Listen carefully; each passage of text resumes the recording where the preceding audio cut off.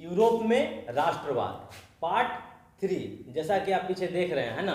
तो पार्ट 1 और 2 कंप्लीट हो चुका है और उम्मीद करते हैं कि आप पार्ट 1 और पार्ट 2 देखकर ही पार्ट 3 को देख रहे हैं, है ना।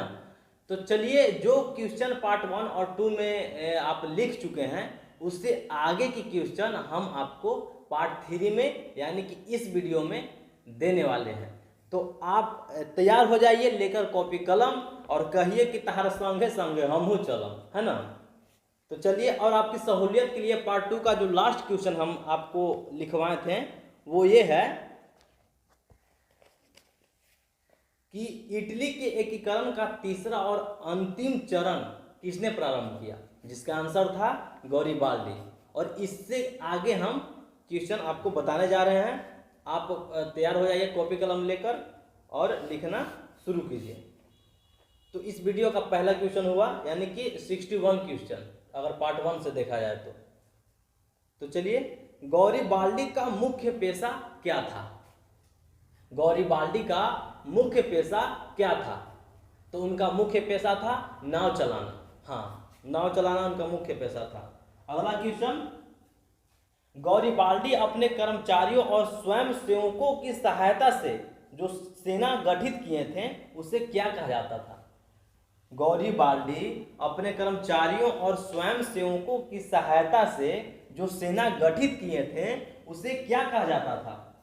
रेड शर्ट आंसर होगा, रेड शर्ट। अगला क्वेश्चन, गौरीबाल्डी जब रोम पर आक्रमण की योजना बनाए तब विरोध कौन किया?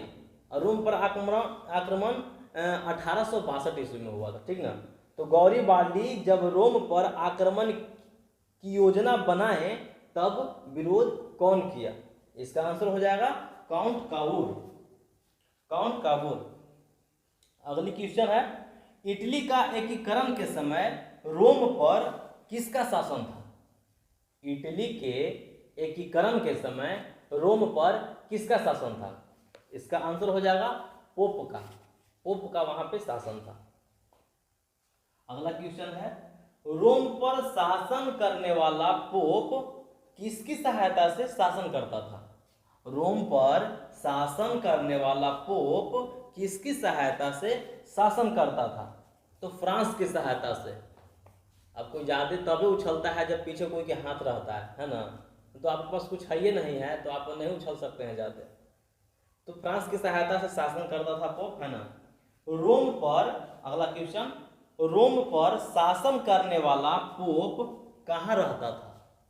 रोम पर शासन करने वाला पोप कहाँ रहता था? जिसका आंसर हो जाएगा वेटिकन सिटी के राजमहल में, वेटिकन सिटी के राजमहल में।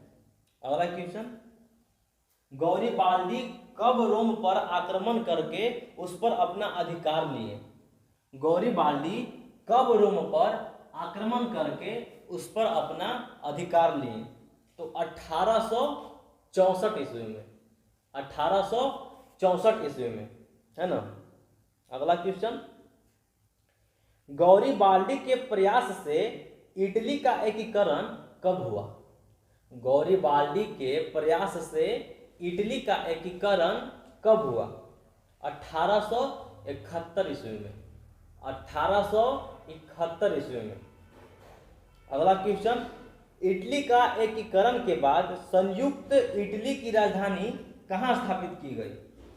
इटली के एकीकरण के बाद संयुक्त इटली की राजधानी कहाँ स्थापित की गई? जब इटली पूरा एकीकरण हो गया, संयुक्त हो गया, एक में हो गया, तब उसकी राजधानी किसी एक जगह होगा। पहले जो था कि मतलब सब बिखरा हुआ था, उसके भाग बिखरे हुए थे तो अलग अलग राजधानियाँ थी, ठीक ना, अलग अलग भागों का। लेकिन जब इटली एक में हो गया तो राजधानी भी एक होना चाहिए, है ना। तो राजधानी कहाँ था? तो रोम नगर में, रोम नगर में। अगला क्वेश्चन, एकीकरण के बाद संयुक्त इटली का शासक किसे बनाया गया? अब जब राष्ट्र एक तो शासक भी एक, है ना। तो एकीकरण के बाद संयुक्त इटली का शासक किसे बनाया गया? तो राजा विक्टर इमैनुअल, वहां के शासक बने राजा विक्टर इमैनुअल। नोट कर लिए। अगला क्वेश्चन, गौरीबाल्डी से तुलना भारत के किस क्रांतिकारी से की जाती है? गौरीबाल्डी से तुलना भारत के किस क्रांतिकारी से की जाती है? तो लाला लाजपत राय। आंसर होगा लाला लाजपत राय। अगला क्वेश्चन, राष्ट्रवाद से प्रेरित होकर किस देश के लोगों ने अपने बिखरे हुए भागों को संगठित करने का प्रयास किए? राष्ट्रवाद से प्रेरित होकर किस देश के लोगों ने अपने बिखरे हुए भागों को संगठित करने का प्रयास किए? राष्ट्रवाद देखिए होता क्या है, ठीक ना। राष्ट्रवाद जैसे जातिवाद समझ रहे हैं, जातिवाद किसे कहते हैं नॉर्मल भाषा में देखिए, तो जो अपने जात को सर्वश्रेष्ठ समझे, है ना, अपने जात को सर्वश्रेष्ठ समझे और समझे कि जो है मेरा ही जात है वो है ना। तो सिंपल भाषा में देखा जाए तो राष्ट्र को जो सर्वश्रेष्ठ समझे, माने कि सबसे प्रधानता राष्ट्र को दे, है ना। तो राष्ट्रवाद वर्ड आया कहाँ से? राष्ट्रवाद वर्ड आया अपने राष्ट्र के प्रति पूर्ण समर्पण की भावना से। जो संकुचित विचारधारा है, जो तुच्छ भावनाएं हैं अपने राष्ट्र के प्रति, उसको त्याग कर, उसे हटाकर एक राष्ट्र के प्रति पवित्र धारणा, पवित्र सोच ही राष्ट्रवाद को जन्म देती है। आप राष्ट्र के लिए हर संभव हर समय समर्पित रहने के लिए तैयार हैं, उसी को राष्ट्रवाद कहते हैं सिंपल भाषा में। तो राष्ट्रवाद से प्रेरित होकर किस देश के लोगों ने अपने बिखरे हुए भागों को संगठित करने का प्रयास किए? तो इसका आंसर हो जाएगा जर्मनी। हाँ, जर्मनी। इसका अगला क्वेश्चन है, जर्मन प्रदेशों को जीतकर राइन राज संघ का गठन किसने किया? जर्मन प्रदेशों को जीतकर राइन राज संघ का गठन किसने किया? Napoleon Bonaparte. इसका आंसर हो जाएगा नेपोलियन बोनापार्ट। अगला क्वेश्चन, नेपोलियन बोनापार्ट राइन राज संघ का गठन कब किए थे? नेपोलियन बोनापार्ट राइन राज संघ का गठन कब किए थे? आंसर हो जाएगा 1806 ईस्वी में। हाँ, 1806 ईस्वी में। अगला क्वेश्चन, जर्मनी का एकीकरण के समय सबसे शक्तिशाली राज्य कौन था? जर्मनी के एकीकरण के समय सबसे शक्तिशाली राज्य कौन था? प्रसा। सबसे शक्तिशाली राज्य प्रसा था। अगला क्वेश्चन, जर्मनी के लोग किसके नेतृत्व में अपने देश का एकीकरण करना चाहते थे? देखिए, ऐसे भी लोग कहते हैं कि अगर कोई भी काम आप कर रहे हैं तो मायने रखता है कि किसके नेतृत्व में काम किया जा रहा है ना। अगर नेतृत्व करने वाला अच्छा हो तो काम में भी अच्छी सफलता मिलती है और जल्द सफलता मिलती है।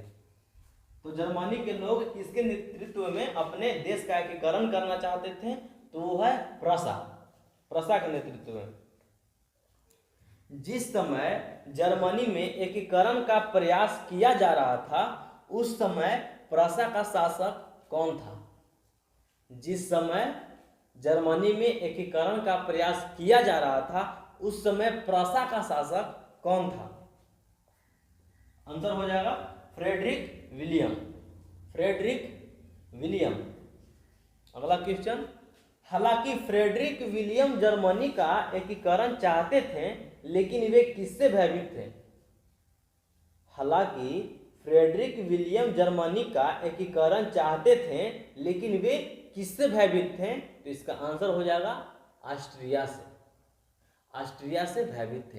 देखिए, हम आपको इसलिए ऑब्जेक्टिव लिखवा रहे हैं ताकि अब हम चाहते तो मतलब बोर्ड पे भी लिखवा सकते थे, लेकिन हम बोलकर इसलिए लिखवा रहे हैं कि आप सुनिएगा और सुनकर अपने कॉपी कलम से कॉपी पर लिखिएगा, है ना। तो इससे आपको दो फायदा होगा, आपको माइंड में बन भी सुनिएगा भी, उससे भी याद होगा, और लिखेगा तो प्रैक्टिस होगा। बाद में याद कर लीजिएगा तो शायद हम मतलब यही सोच रखते हैं कि आप कभी शायद भूलिएगा भी नहीं, है ना। तो इसलिए, और आपको ऐसी आसान भाषा, ऐसी आसान लैंग्वेज में हम ऑब्जेक्टिव लिखे हैं कि अगर आप शुरू से ऑब्जेक्टिव सिर्फ पढ़ लीजिएगा तो आपको कहानी समझ में आ जाएगा कि कब, कहाँ और कैसे क्या हुआ, समझे। इसीलिए हम आपको आसान भाषा में ऑब्जेक्टिव बनाए हैं। अगर आप ऑब्जेक्टिव शुरू से पढ़ लेते हैं, पूरा वीडियो मेरा 3 या 4 पार्ट इसका बनेगा, वो सब देख लेते हैं तो आपको पूरा कहानी की सारांश समझ में आ जाएगी कि कब कहाँ कैसे क्या हुआ, समझे। अगला क्वेश्चन लिखिए, विलियम प्रथम प्रशा का शासक बन गए तब उन्होंने एकीकरण के उद्देश्य से किस व्यक्ति को अपना चांसलर बनाया। सुन लीजिए फिर से, विलियम प्रथम प्रशा का शासक बन गए तब उन्होंने एकीकरण के उद्देश्य से किस व्यक्ति को अपना चांसलर बनाया। इसका आंसर हो जाएगा चार्ल्स बिस्मार्क। आंसर हो जाएगा चार्ल्स बिस्मार्क। अगला क्वेश्चन, चार्ल्स बिस्मार्क जर्मनी का चांसलर कब बने। चार्ल्स बिस्मार्क जर्मनी का चांसलर कब बने, तो 1862 ईस्वी में, 1862 ईस्वी में। अगला क्वेश्चन, बिस्मार्क प्रशा के नेतृत्व में जर्मनी के एकीकरण के लिए कौन सी नीति अपनाए। बिस्मार्क प्रशा के नेतृत्व में जर्मनी के एकीकरण के लिए कौन सी नीति अपनाए। रक्त और लौह, रक्त और लौह की नीति अपनाए थे। अगला क्वेश्चन है, जर्मन व्यापारियों ने कौन सा गठन बनाए थे। जर्मन व्यापारियों ने कौन सा गठन बनाए थे। संगठन का नाम क्या था, तो जालवेरिन, जालवेरिन, जालवेरिन संगठन का नाम था। अगला क्वेश्चन, बिस्मार्क जर्मनी का एकीकरण के लिए सबसे पहले किस देश पर आक्रमण की योजना बनाए। बिस्मार्क जर्मनी का एकीकरण के लिए सबसे पहले किस देश पर आक्रमण करने की योजना बनाए। आंसर हो जाएगा डेनमार्क, डेनमार्क है ना। डेनमार्क के कब्जे में जर्मनी के कितने प्रदेश थे। डेनमार्क के कब्जे में जर्मनी के कितने प्रदेश थे, तो 2 प्रदेश थे। 2 प्रदेश थे जिनका नाम भी है सेल्सविग था एक का नाम, और एक का नाम था हॉलस्टीन। सेल्सविग और हॉलस्टीन है ना। तो बिस्मार्क डेनमार्क को पराजित करने के लिए किसके साथ दोस्ती किए। दोस्ती किए ताकि हम मजबूत हो जाएं, उसे हरा दें और अपने जो जर्मनी का जो भाग है उसे अपने राष्ट्र में सम्मिलित कर ले, यानी कि जर्मनी का एकीकरण करें, है ना। तो बिस्मार्क डेनमार्क को पराजित करने के लिए किसके साथ दोस्ती की, तो ऑस्ट्रिया, ऑस्ट्रिया के साथ दोस्ती की। अगला क्वेश्चन है, ऑस्ट्रिया के साथ मिलकर बिस्मार्क डेनमार्क को कब पराजित किया। ऑस्ट्रिया के साथ मिलकर बिस्मार्क डेनमार्क को कब पराजित किया। ऑस्ट्रिया के साथ मिलकर बिस्मार्क डेनमार्क को कब पराजित किया, तो 1864 ईस्वी में, 1864 ईस्वी में। अगला क्वेश्चन, मदद करने के एवज में बिस्मार्क ऑस्ट्रिया को कौन सा राज्य दे दिए। मदद करने के कारण जो मदद किया उसके एवज में बिस्मार्क ऑस्ट्रिया को कौन सा राज्य दे दिए, तो हॉलस्टीन। जो 2 था ना, एक सेल्सविग एक हॉलस्टीन, जो जर्मनी का टुकड़ा था, भाग था, तो दोस्ती कर लिया क्या ऑस्ट्रिया को, ऑस्ट्रिया से दोस्ती कर लिया, और ऑस्ट्रिया से दोस्ती करने के बाद जब अपना जीत गया हॉलस्टीन और सेल्सविग, तो ऑस्ट्रिया को कुछ चाहिए ना भाई, ऐसी दोस्ती थोड़ी किया, तो उसको हॉलस्टीन दे दिया। अगला क्वेश्चन, बिस्मार्क ऑस्ट्रिया के साथ संघर्ष करने के लिए कौन सी नीति अपनाए। बिस्मार्क ऑस्ट्रिया के साथ संघर्ष करने के लिए कौन सी नीति अपनाए। देख लीजिए, ऑस्ट्रिया के साथ दोस्ती करके अपना जर्मनी का भाग हाथ में ले लिया और फिर उसको हॉलस्टीन एक्ट दे दिया कि चलो भाई मेरे साथ मतलब दोस्ती करके हम जीत लिए, तो तुम भी एक भाग रख लो, है ना। 2 प्रदेश थे तो एक प्रदेश हॉलस्टीन दे दिया था। अब देखिए कि बिस्मार्क जो है ऑस्ट्रिया के साथ ही संघर्ष करना चाहता है, यही पहले होता था। आज आपसे दोस्ती किए तो कल दुश्मनी हो जाएगा आपसे, ठीक ना। तो बिस्मार्क ऑस्ट्रिया के साथ संघर्ष करने के लिए कौन सी नीति अपनाए, तो राष्ट्रवाद की नीति। देख लीजिए, अब उसको कहानी समझिए कि हॉलस्टीन दे दिया, जीत के 2 प्रदेश था, तो हॉलस्टीन एक उसको दे दिया और सेल्सविग अपने रख लिया। और लेकिन हॉलस्टीन किसका भाग था? किसका भाग था हॉलस्टीन? जर्मनी का। तो जर्मनी का भाग था। तो अब क्या कह रहा है ऑस्ट्रिया से कि भाई देख, अब राष्ट्रवाद की नीति अपनाने लगा कि ये मेरा भाग है तो मेरा राष्ट्र रहना चाहिए। इसीलिए संघर्ष करने के लिए ऑस्ट्रिया से बिस्मार्क ने राष्ट्रवाद नीति का उपयोग किया, है ना, राष्ट्रवाद नीति अपनाया। अगला क्वेश्चन है, ऑस्ट्रिया और प्रसा के बीच कौन सा युद्ध हुआ? ऑस्ट्रिया और प्रसा के बीच कौन सा युद्ध हुआ? सेडोवा का युद्ध। इंपॉर्टेंट क्वेश्चन है, सेडोवा का युद्ध। अगला क्वेश्चन, और इस पार्ट 3 का लास्ट क्वेश्चन, है ना। ऑस्ट्रिया और प्रसा के बीच सेडोवा का युद्ध कब हुआ? ऑस्ट्रिया और प्रसा के बीच सेडोवा का युद्ध कब हुआ था? आप बता सकते हैं।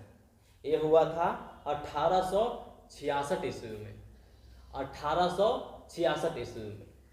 और इसी के साथ हम आपसे विदाई ले रहे हैं और पार्ट 4 आपको जल्द ही मिलेगा। तो तब तक के लिए धन्यवाद।